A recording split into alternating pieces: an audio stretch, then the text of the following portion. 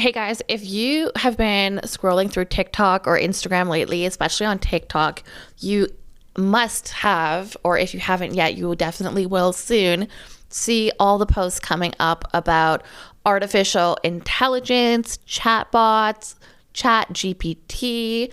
And I wanted to do this episode because I don't want you to skim over it.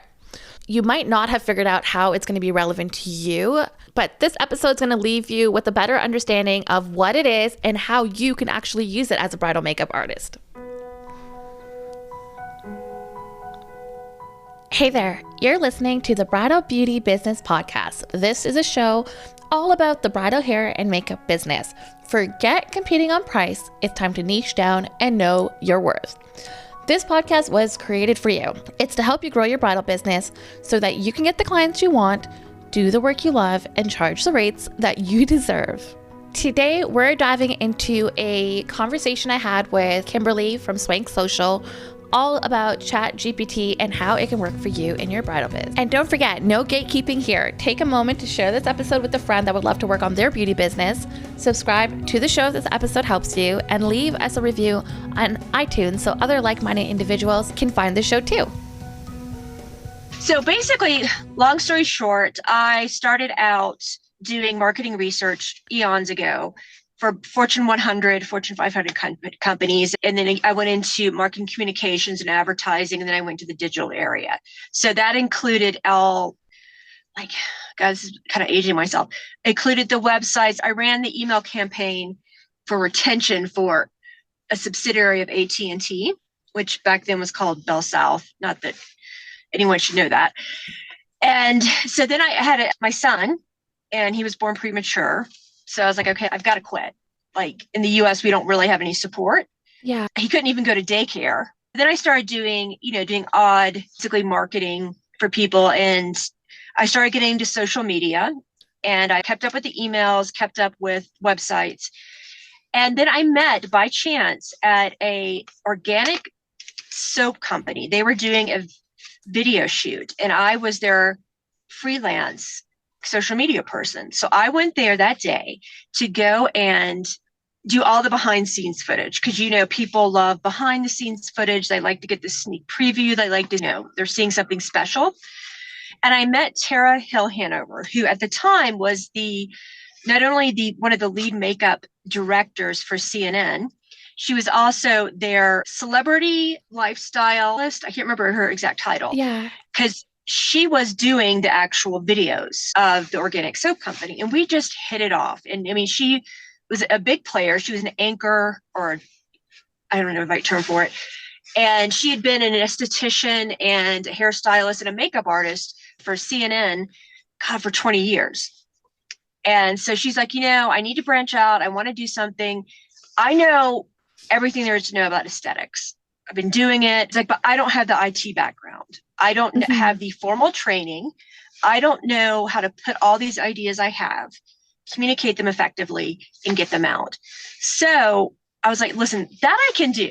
I've spent years at Fortune 100, Fortune 500, cranking this stuff out in like business proven, Harvard taught formats. So we started to work together, and we did some presentations for Face and Body. We worked together on getting her ideas out, and I did her social media. I did her email marketing, and she wanted to start personal branding. Then COVID hit, and she got laid off from CNN, and she at that point bought a lifestyle magazine. And at the beauty industry, at COVID, kind of crashed for a while. Totally took a hit. It was horrible. Yeah.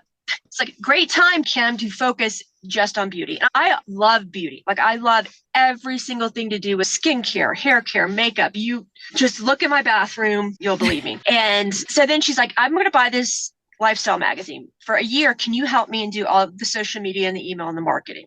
And I also did the IT column, because her demographic with mothers, usually like 25 to 45. So she had things about makeup and stuff, but she also wanted to have an IT area. So I did how to use the bad parts of Snapchat, all that type of stuff that could help people understand exactly what was going on, to keep their kids. So then after about a year, I was like, listen, I miss makeup. That's what I like. I know that's what you like, but you bought this magazine. Yeah. And so I started out on my own. And so I've worked with Allured magazine. They're that Yeah. big company that owns. Okay.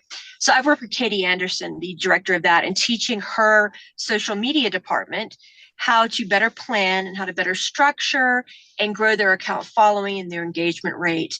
I've done that. I've presented at NASPRO. Have you ever heard of them? NASNPRO. They're an American aesthetics Okay. association. Yeah. And I worked with them on teaching their followers how to, first of all, make money without adding any more clients. So that was basically teaching them how to upsell through marketing. Yeah. And also how to use testimonials to better, because one of the things I did at one of my companies was I basically had to get testimonials, which, let's face it, that's a nightmare. Like it is. There's nothing fun No. about It's just an awkward ask, but it's not awkward to be asked. Right.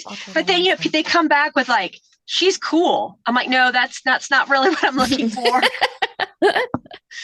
So I taught them how to do that. There's an outline. You can just ask them so many questions. And what I advise anybody, beauty person who is trying to get a testimonial, is I always send someone a rough outline of what I want them to say.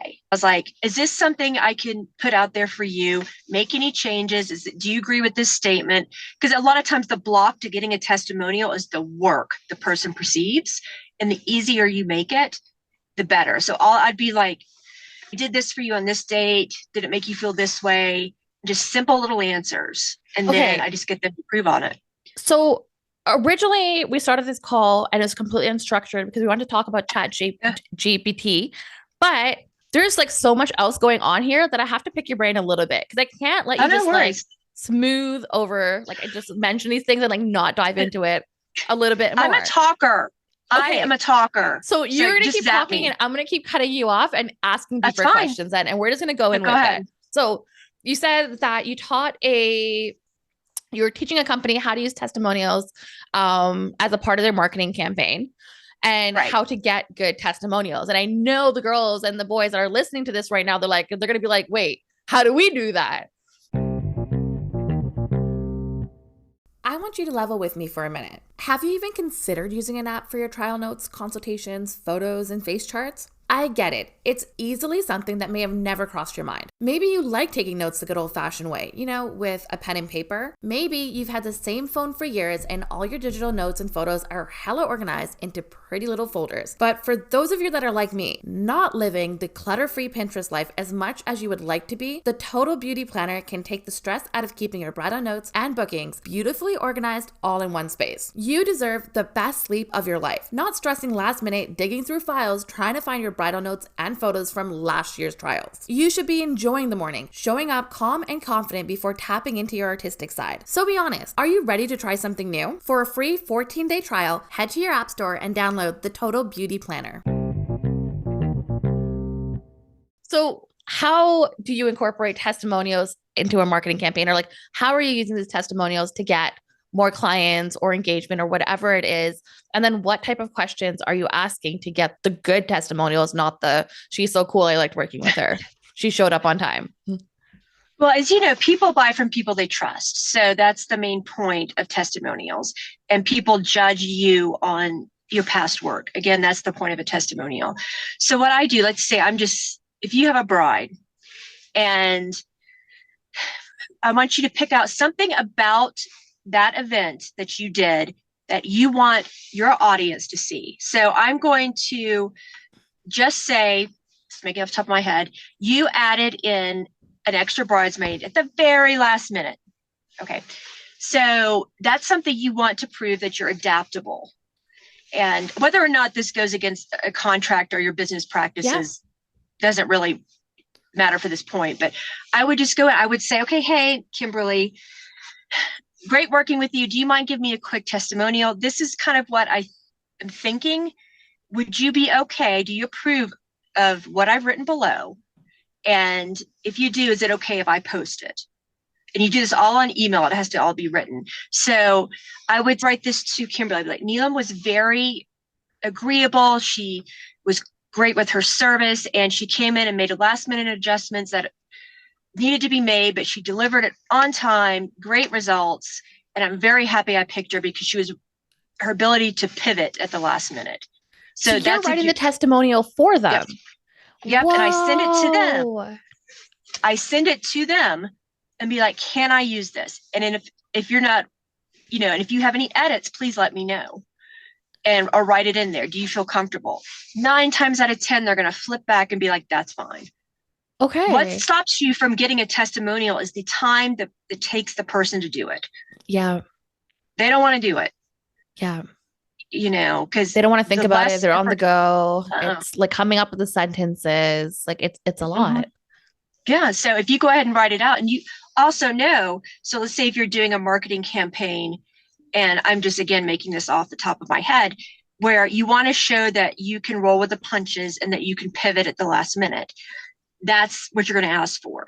Or if you're wanting to do one that shows you're doing weddings in a different area, right? Like, hey, Neelam came to my house in, I'm saying wherever, New York City. Yeah. And she was great, professional. So you're driving the testimonial. You're driving it. So you have to first think, okay, why do you want testimonials? Like, what do you want these testimonials to do? Like, what is the objective here? Do you want to book more clients? Do you want to book more glam clients? Do you want new clients in a different city, destination weddings? Do you want them to see the value that you add or why you're worth it? And then create testimonials based on that language and have a bride approve it because you've done that for her, and use like an actual example of you doing that for her. So it's not like just here, I'm using this as your words. Like, no, like this is actually what happened, and she's just hiring somebody to write it for her. That is so smart, Kim. It just, because what prevents anybody from buying and what prevents anybody from doing anything or two things is time and money. So with the testimonials, time. So whatever you can do to shorten their ability, shorten the amount of effort they have, the more likely you'll get it. And I love that you said having a purpose for that testimonial. So it's not just about your work. It's around certain language and a certain skill set, just because that'll help you niche and stand out amongst other artists in the city or wherever you're looking to be seen as well. That is so cool. I never thought about it like that before. My wheels are turning. That's what, well, when I worked at one of the big companies, you had to crank these out, and they were so bored. I mean, God bless it. They were so hard. And I'm like, okay, what do I got to do to make this? And finally, we would just write it and be like, edit this, please. Yes. Because, so far I've been sending questionnaires, but now I like the idea. I'm like, okay, eventually maybe I'll get into writing it for them. Right now, I feel like that's going to be like one of the stepping stones, but I would definitely tweak the questionnaires to probe for answers that I want and make it really easy, or like complete this, copy and paste and complete this sentence. Just make it super, super simple. That's so cool. Yeah. And they've given you written permission to use it. And I'll use it on my marketing materials or my website. And, I have to admit that was the worst part of that job was testimonials. And I honestly think that's why I can do them well, is because I did anything in my power to just get through that. But I think the really cool thing is, like, you've been doing this since before 2000.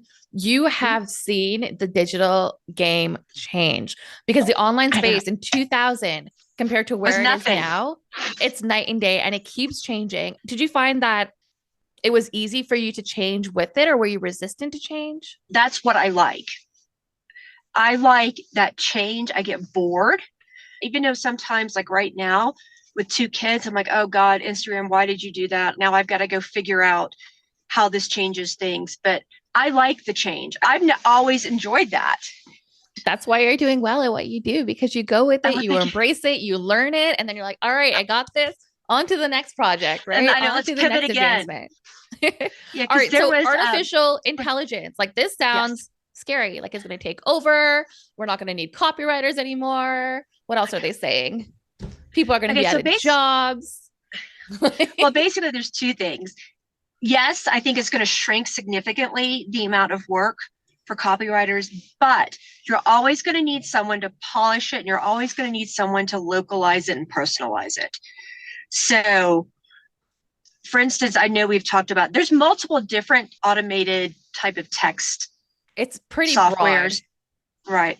But with chat, okay, so GPT. AI, there you go. Chat GPT, what it is it's just a software, and it's almost like it's this works on the same type of principle as Google, except when you put in a question in Google, you get a bunch of results. This software, if you type in a question, it's going to write the answer for you. So it's not taking you to any websites like Google does. It's writing things out. So it's really great for your industry. Like if you do, you can actually, I mean, now you'd have to run this by a legal expert, but you could ask what's a contract for a bridal makeup artist. You'd have to run it by someone legal, but it will crack that out for you. I actually did so not for the contract part of it, but for a reel because I wanted to create a post about the most important contract terms. I asked Chat GPT what are the most important contract terms that a bridal makeup artist needs to have in their contract. And it just listed me like 8 things. And I'm like, oh, this is great. I'll take 5 of these and make a reel for you guys. And I took 4 of those and turned it into a podcast episode explaining each one that it gave me. Cause I'm like, these are great. And then I can even go back in and be like, hey, Chat GPT, why do I need this term in my contract? And it'll explain why I need it. And like, makes it really easy. So who would be benefiting the most from Chat GPT right now? Like what type of professions, what type of people, Well, projects? I think it's going to benefit a lot of people who are like a lot of small businesses that either don't have the money or the time to pay for a copywriter. They don't have the money or the time to research all this information. For me, it saves so much time in research. Like I cannot even tell you the amount of time it cut down on my research just for anything is. How are you I was using writing it? So the mastermind. So I'm starting up a mastermind for beauty professionals, and I needed to know the top 5 reasons you join a mastermind. So I typed that in, and it came out with 5 reasons and an explanation of the reason. And then what I do, this is what I tell everybody: you've got to verify it because it is software. It is going to make some mistakes. So always cross-reference it. It's not going to take hardly any time. So I cross-referenced that. And then I literally went and made a post like you. I did a carousel post, Mm-hmm. and it was just like the 5 reasons you should join a mastermind. Next slide. This is why. And then I wrote the copy in the bottom. And it's going to save a lot of time with that, with social media. It's going to save a lot of time on blogs. No, they're not as popular as they used to be. And it's going to save a lot of time just for podcast research. Like if you wanted to, what are the latest techniques or the latest managing software? My main thing is use it as a great framework, but it's not your finished product. You need to make sure that you cross-reference everything because it will make mistakes. And then also you need to personalize it because people like personal information and they just don't want something that's spit out that's all corporate and law ease. How do And you personalize it? so for you, the best way to gain people's attention and the best way to keep people engaged is to talk to them like we're talking now. Mm-hmm. Very conversational. The software doesn't, the text format it cranks out is not conversational, it's informational. So you need to add it personally and add even names, even references to where you are and your personal life. For instance, I did an email the other day promoting a mastermind, and people love stories. So I start out every email I have with a personal story that reflects the topic of the email. Again, I add in that personal story. And then the bottom half is what came from the Chat GPT. There you go. So you got to add a little human element to it. I always add a little story. You make it less formal and more of a conversational tone. So for a makeup artist or a hairstylist that has never been on this website yet, they've never been to OpenAI, they've never been to Chat GPT, how should they get started? What should they get started with to get familiar in it? What kind of projects or things can they be creating now just to kind of dip their feet in the water? And then what's something that they can look into later when they get more familiar with it? Well, I know that they have a testing option. Okay, so I have a client who's in Great Britain, and the cost for her it's a lot more expensive than it is in the US. So You have to pay for it? depending, in Great Britain, they do. We don't have to pay for it. Not here. Mm-mm. I know. I have to pay $59 a year for open access. Yeah. So it varies by country because it was Okay. funny. I told this lady and she's like, I don't have 80 pounds a month. I'm like, what? What? I was like, I paid $59 for the whole year. Canada is still And free. I'm not paying for it. I don't think I'm paying for it. No, I'm not paying for it. so it depends on that, but all of them have a test or, a free month or test this. So you can always try it. And my idea for them is use it for a social media post because, all your social media, one of your pillars of content is educational. Mm-hmm. So this will be an incredible opportunity to use Chat GPT as part of an educational post. Let's say the benefits of, I don't know, a certain type of, I'm just going to say sunscreen hairbrush. So you do airbrush over traditional foundation, yeah. or why hire a makeup artist to do your makeup, or why go for facials before the wedding day. Yes. And how far out you should start that, which is definitely not 2 days before. No, how to prep for the morning of your wedding, yes. How to schedule. So, yeah. That is an amazing, because one of your content pillars has to be education. And that is an amazing way to just quickly crank it out. Because what prevents a lot of people from doing posts is the time. Again, everything comes down to time or money. And that is just a great, so I would tell them to start out with like an educational social media post or an educational blog, even though they're not as popular now. For you, an educational podcast, like you said you did. Mm-hmm. And the further you get into it, I would start using it for your emails because it will take a little more expertise to turn that sterile informational text that you're going to get into the conversational text that you need in the email. And it's going to be longer and you're going to have to put links in it. So I would start out with social media, blog post, and then an email. That's a good framework there. If you are hearing this like education, what do you mean education? How can I come up with ideas for education? Go back to what Kim just said. You literally Chat GPT, you ask it a question, it gives you an answer. So if you don't have any ideas, just be like, hey, what are the most common questions that brides have about bridal hair and makeup? And it will probably spit you out a list of questions that you can then ask it for the answer and then create a post based on that. Oh, it really takes the thinking out of it right from the get-go. And when you get stuck. So let me ask you this. What is the most common obstacle to people signing with you or what's the common obstacle that a makeup or hair artist faces when trying to make that sale? Is there a specific thing that hurdle? Usually value, the cost. Usually it's budget. Okay.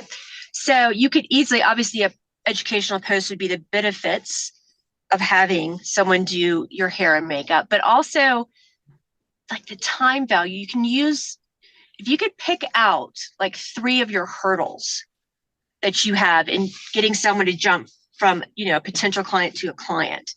You get 3 of those hurdles. Because one hurdle would be like if you are a professional bridal makeup artist, you're usually charging a higher end price, but there's lots of people that are going to do it cheaper. So I think that's something that every makeup artist would deal with. So what you would need to do is figure out what differentiates you from the cheaper version. Mm-hmm. And again, it's my guess would be quality and timing. And that would be my 2 things I would think. And you would just do a blog post or social media post off of that. Once you have that figured out where it's like, okay, quality is one, experience is another, troubleshooting is another, but like, then what do I do with that information? Like now that I know, okay, these are 3 of the reasons that I'm a better makeup artist than somebody charging $50 a face out there, what do I do with that information? So let me ask you this. Are higher end bridal and hair makeup stylists and artists, are they called a certain name? Like, is there like a tier luxury? system? I guess not. I guess you could throw luxury out there. You think I would know that word.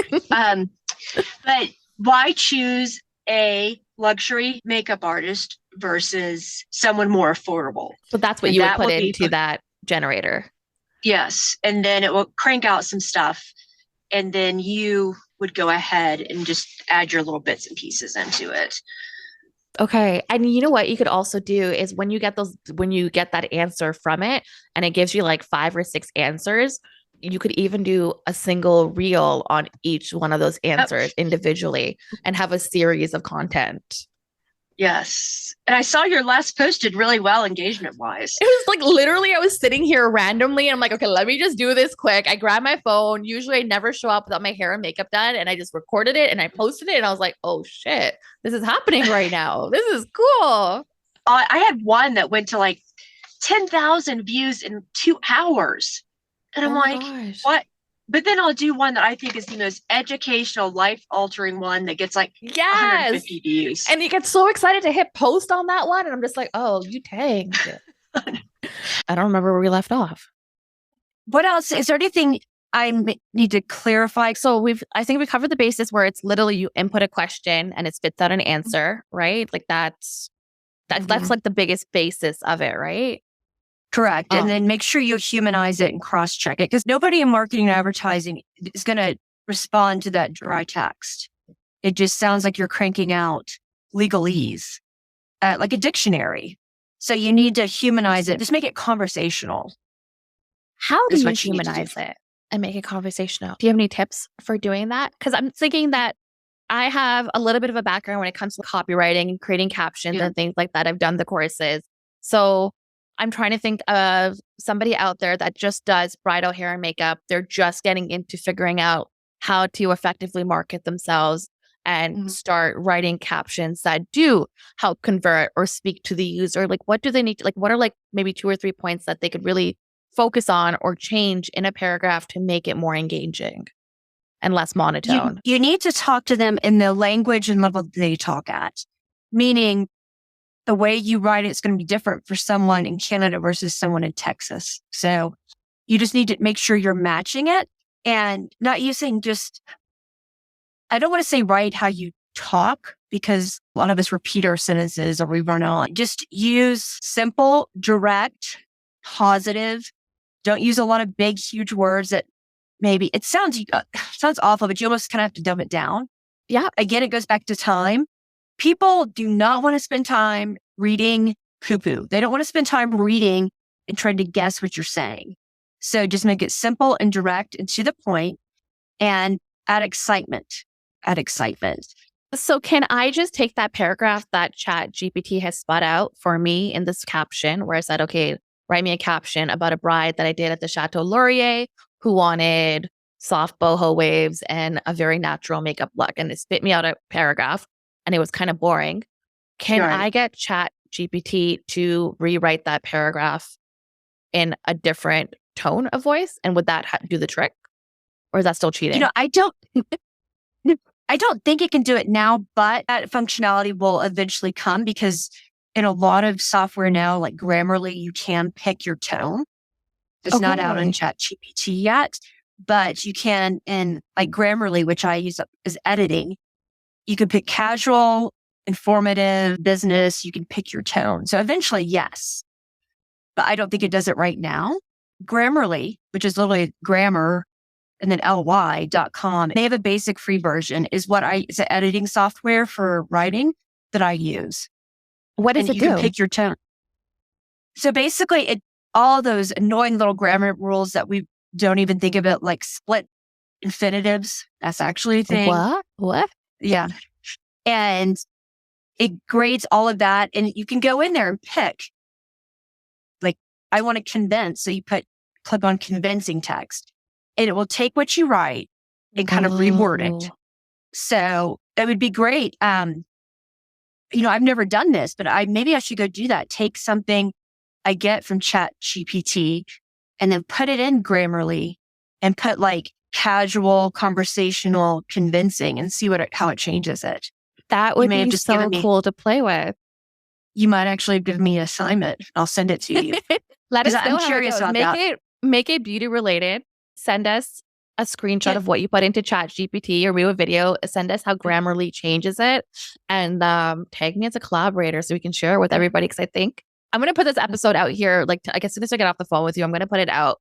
On a lot of this is like it's new technology. It's just been getting mainstream for the past couple of months, past couple of weeks, really. So the earlier you hop on, the more you're going to get the benefit from using it for free where you still can, because eventually they will be charging for it everywhere. Like here, like in the US. Yeah, like we still get it free in Canada. So if you're in Canada today, January 19th, get online, make an account, and start going through and playing with this and like offload all the data that you can while it's free if you don't want to pay for it later. Be a squirrel, right? And what we say now might be completely different a couple days or a week from now. So it'll be really cool to see how it changes and how we'll be able to use it in the future. Yeah, it will just get better and better and better as, time goes on. I think I do call it what is like a disruptor. I do think it's really going to change Google, because now I'm not like, if I want to write something, I'm not going to go to Google. I'm going to go to Chat GPT and find it out. You're not doing all that research and flipping through all the links, right? What about plagiarism? If I search for something, is somebody else getting the exact same answer? Like if I say, write me a blog post on how to prep for a bridal makeup appointment, is somebody else typing at that same question getting the same response? Most likely, yes. But again, this goes back to how you need to personalize it, how you need to make it personal to your client and what you do. So it's not going to be identical. If there's any concern about it, there are plagiarism softwares out there. Again, I'll find some and send them to you. Yeah. You can just run it through. But you should be altering. Think again, like is the Chat GPT as the structure of the building, the walls, and you're going to come in with your local information, with your own personal taste, and put the curtains and the paint. So you make it all nice and pretty, but the framework is going to be the same. I love that analogy. Like that is the perfect way to explain it. And then also like when you're asking a question like how to prep for a bridal makeup appointment, you're getting 5 points out. All 5 of those points might not be relevant to you and your style of makeup and your style of work. So you might be taking some out. You might be like, oh, well, these are good ideas. But like, what about this, this, and this? You'll be adding some in. You'll be changing your tone of voice. You'll be adding pictures and you'll be presenting it in different ways. Yeah. And I was just thinking in my head that the way you prep for a bridal makeup session in Florida in July is totally different than, say, Aspen in January. Absolutely. So again, you can change up the curtains and the paint and everything, but it's still the same. If our listeners want to get some more information about Chat GPT and marketing and keeping up with the latest changes, like where can they find you? What's the best way to reach out to you? Where are you showing up the most? Instagram. Just DM me on Instagram, and that would be the best way. Awesome. And I will post all of your links in the show notes.